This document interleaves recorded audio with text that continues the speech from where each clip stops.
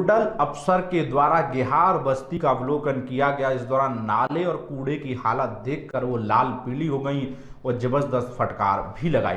Farrukhabad nodal अधिकारी आराधना शुक्ला बस्ती में जगह जगह गंदी व कीचड़ भरी गलियों को देखकर दंग रह गई। उन्होंने नगर पालिका के अधिशासी अधिकारी व अन्य अधिकारियों को जमकर फटकार लगाई। 1 माह के अंदर व्यवस्था दुरुस्त करने के निर्देश दिए। नोडल अधिकारी बड़पुर स्थित मोहल्ला विकास नगर में निरीक्षण करने पहुंची तो गली देखकर विफर गई। यहाँ पहले से सफाई कराकर चूना डाला गया था। लोगों ने नक्शे के विपरीत मकानों का निर्माण कराया। कई मकानों के गलत तरीके से छज्जे निकले और कई लोगों की सड़क पर ही सीढ़ियां बना ली हैं। गली में मकान बनाते समय फाउंडेशन का ध्यान नहीं रखा गया। उन्होंने सिटी मजिस्ट्रेट अशोक मौर्य से कहा कि शहर में अभियान चलाकर ऐसे मकानों को चिन्हित कर निर्माण तुड़वाने की कार्यवाही करे। इसी बीच कुछ लोगों ने बताया शहर के कई मोहल्ले ऐसे हैं जहां गंदगी का अंबार है। नगर पालिका द्वारा कई वर्ष बीतने के बाद भी गलियां व नालियां नहीं बनाई गई हैं। इससे क्षेत्र के बासिंदे बीमार रहते हैं। इस पर लक्कूला गेहार बस्ती पहुंची। यहाँ सबसे पहले उनकी नजर नाले पर पड़ी। नाले की स्थिति देखकर उनका पारा चढ़ गया। इसी बीच महिला ने शिकायत की कुछ दिन पूर्व उसका बच्चा इस नाले में गिर गया था। किसी तरह उसकी जान बच सकी। शिकायत करने के बाद भी कोई व्यवस्था नहीं की गई। नोडल अधिकारी के सामने ही कुछ सफाई कर्मचारी किनारे झाड़ू लगा रहे थे।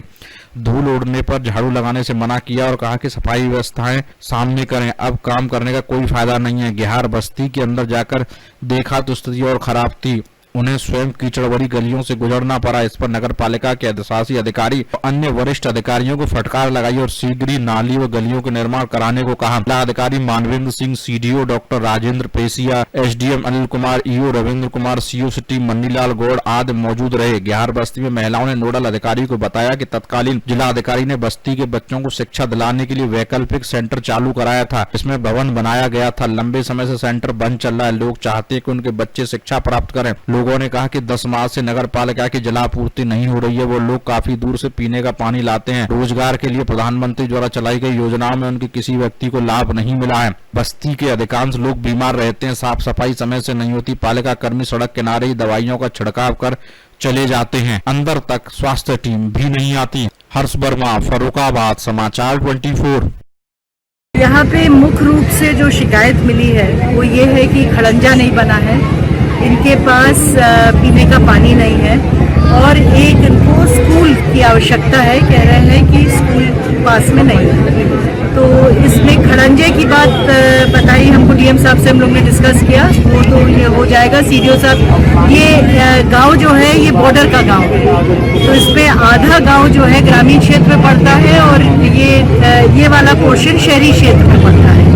तो इसमें दोनों को मिलके करना पड़ेगा। तो एक खड़ंजा तो बनाना पड़ेगा जिला पंचायत को। बाकी इस तरफ जहाँ शहरी क्षेत्र है वहाँ ईओ से बोल दिया गया है और इसमें ठीक कराया जाएगा। दूसरा एक शिकायत ये मिली कि स्कूल पास में नहीं है। तो पता चला कि स्कूल गांव में 1 किलोमीटर के अंदर है, परंतु ये लोग भेजते नहीं है क्योंकि वो गांव का उस तरफ है। तो एक कुछ इनके मानसिक जैसे एक कोई बॉर्डर बनी हुई है कि उधर गांव का है, वो अलग है।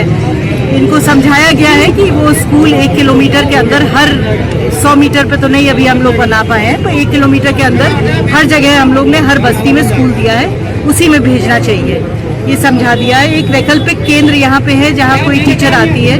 डीएम साहब से अनुरोध कर लिया है कि वहाँ पे टीचर रेगुलरली आकर के वहाँ पढ़ाए।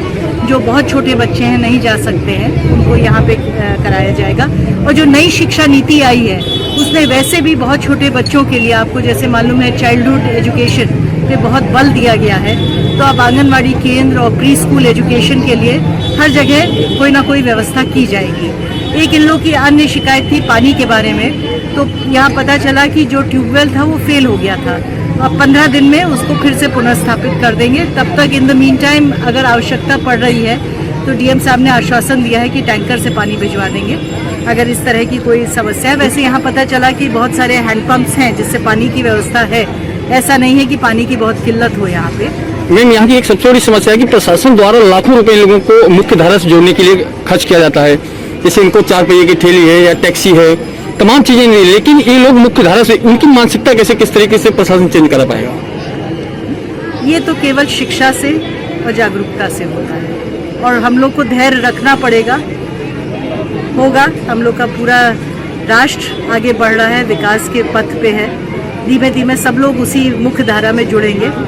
शासन बहुत प्रयास कर रहा है हर तरह फर्रुखा